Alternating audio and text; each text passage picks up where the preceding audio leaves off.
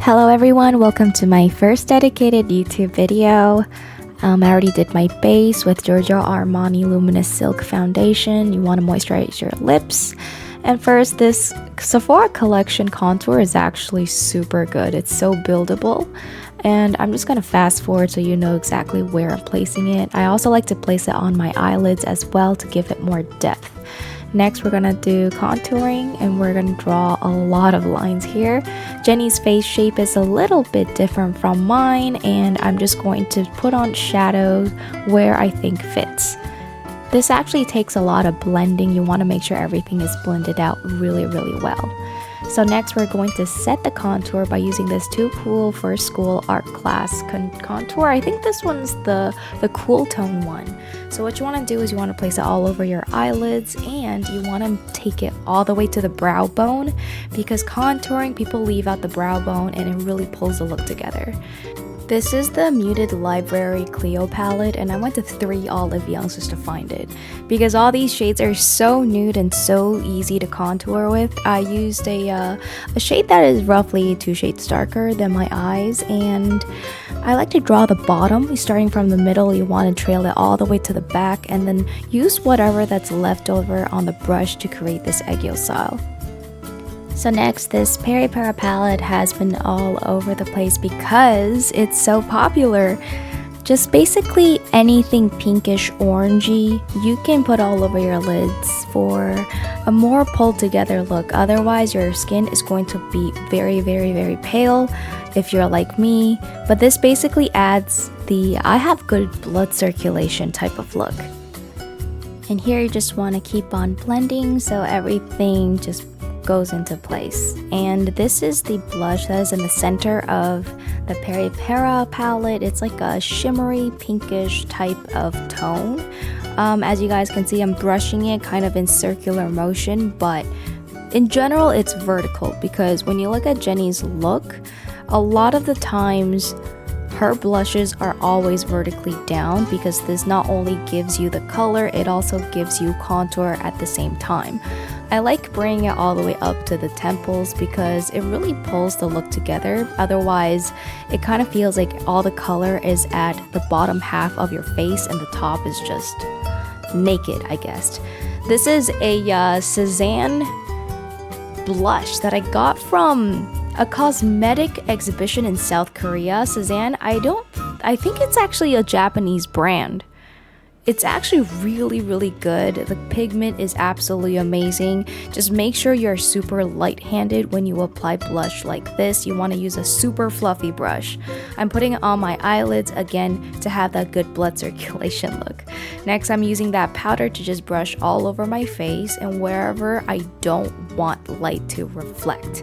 I'm going to focus on the center of my face because this look is actually all about contour.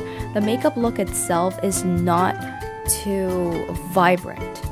We're gonna use a dark brown gel liner. You want to line the bottom waterline but stop in the middle of your pupil or the iris. Just stop in the middle of the eye, and I'll tell you why coming up.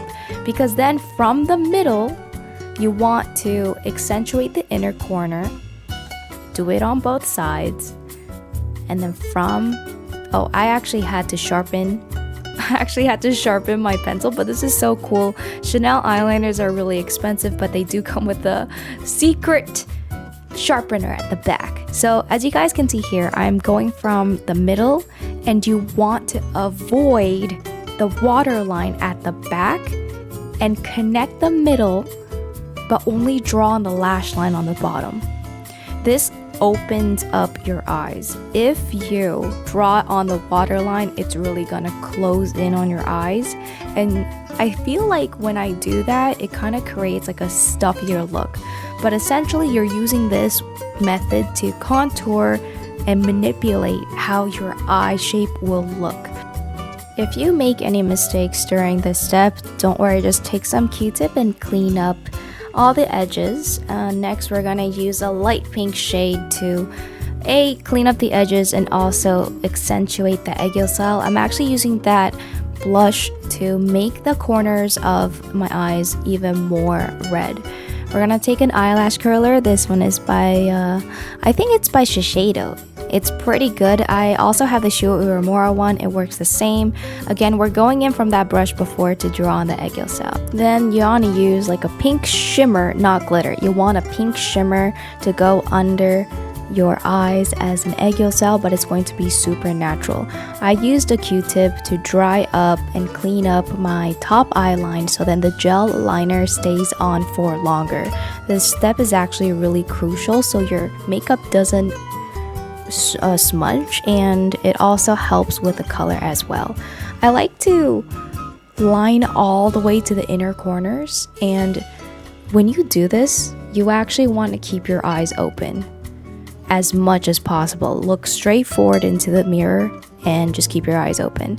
Next, I actually used a red lipstick and I dipped it with a dry brush. You just want to do like an upwards motion as if you want where you want your winged liner to be, but again, very light-handed, because if you mess this step up, it's going to be really messy. You just want to go little by little, don't rush yourself. After this step, what we're going to do is you take out your favorite black eyeliner. That one is by Heroine Make. You want to line it as close to your lash line as possible and really go in that inner corner, because that really defines your eye shape. I feel like at this part it's less is more. Now, from the middle, wing out your liner, but you see how I left a little bit of space between the liner and my lash line? This is also to manipulate how your eyes look. I went back with a little bit more contour because as you do your makeup, I find that makeup actually somewhat fades away, and I actually don't think that there should be steps because it's kind of like drawing. You kind of go back and forth. So with your waterproof mascara, you just have to kind of dip at the base of your lashes. I love using these tiny lash clusters by Philly Millie because the bands are see-through. You want to place it under your lashes. Remember, you are not trying to glue the eyelash to your eye meat or flesh. That sounds kind of weird, but you're supposed to glue them to your lashes so then they adhere to the curvature of your eyes. Now I'm using these mermaid tail or A-line ones. These will help accentuate the lashes even more. It kind of gives that manga anime type of look. You just space them out whatever makes sense to you, but you don't want it to be too clustered because that's gonna look messy. Next, I'm actually taking another contour palette and I'm contouring my eyebrows because again, her eyebrows are very different from mine. I would say hers is more straight and mine's more angular, but the way that I'm trying to do this is I might as well contour it, give it a kind of a rough draft before I go in and use a pencil. Because if you use a shadow or if you use like any neutral brown, light brown color, you can sort of shape your eyebrows to the way you want it to be. I'm using a thicker brush now, but it's still very thin. I'm drawing out the ends. Now usually people put a darker chocolate color shadow to the ends of the eyebrows, but I think that is a little bit too harsh.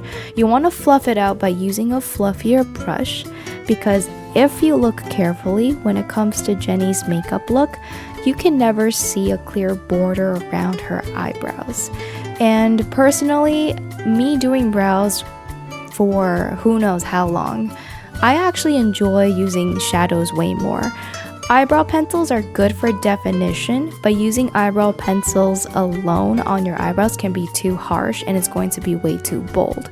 If your look is focused on your eyes, then your eyes should be the thing that pops out the most.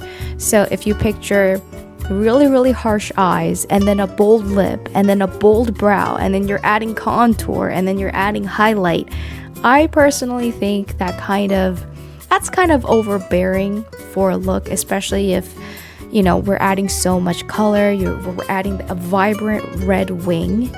And slowly, I was just kind of looking off to the side to see my eyebrows and how they match with Jennie's. And I'm using layers and layers, using so many layers of different shades of brown just to get that. Oh, and this is the fun part. I'm using my favorite eyebrow pencil, the brow blade, because it has the pencil and an inked pen. This one helps you draw really precise hairs, and it looks super realistic as well. But please, you want to do this really slowly, because this gives a really thin line, and if you are too heavy-handed with this, it's gonna be too thick and it's not gonna be as realistic. Just go with the eyebrow hair flow that you have, and that should give you the most natural eyebrow. Note how I'm using really tiny light-handed strokes. I feel like this gives me the best results for hair. Next, I kind of went in with a clean brush to kind of blur everything together, because again, usually Jennie's eyebrows doesn't really have a clear border around them. I'm just kind of bringing it towards my contour. You kind of want to connect the line where the head of your eyebrows are to where you are contouring. Now this next step is interesting. This one I got from a gift by buying the contour. The gift was this highlighter / powder. It's kind of just like a setting powder, but it has a little tiny sparkles in it or shimmers in it, and this really allows it to brighten, and the light will hit at the right spots. Now if you look closely to the reference picture, her face in the middle vertically has a lot of light, and that's why I only put it in the center of my face. I then used a black-brown eyeshadow to kind of elongate that bottom eyeline all the way up to the red part, because I felt like this really elongates the eyes even more, and it makes the red pop out even more. I used the leftover on my egg yolk cells. I personally don't like dipping my brushes into fresh pigment to do egg yolk cell, because I feel like that's usually too much. And now I'm going back to add more lashes, and you want to marry your real lashes and the fake lashes together by brushing up some mascara. I'm going to line my bottom eyeline a bit more, because obviously makeup faded a little bit, but this part, it has to be super thin, otherwise it's going to turn into more of a goth look rather than this really oriental look that she is going for. I went back with even more contour to really accentuate my features, to add more dimension, and I really like blending my contour all the way up into my brows, because this really pulls everything together. Now you want to use like a rosy pink lip. I kind of like blotting it because I don't like too much pigment on it, but it stains the lip the right way. And I'm gonna go in with a same-ish color pink liner, because her lips are more full on the sides than mine. You just want to dab it with your fingers to blur everything out and really press the product in. Thank you guys so much for watching my first dedicated makeup tutorial on YouTube. I had a lot of fun recreating this look, and I absolutely loved every single outfit and makeup look in Zen. So I'm gonna try to recreate all of them like a crazy person. Now, just so you know, I'm a huge fan of Blackpink. Don't come at me, please. I just love makeup. And here's a little sneak peek of Zen look number 2, and I'll see you guys next time. Bye!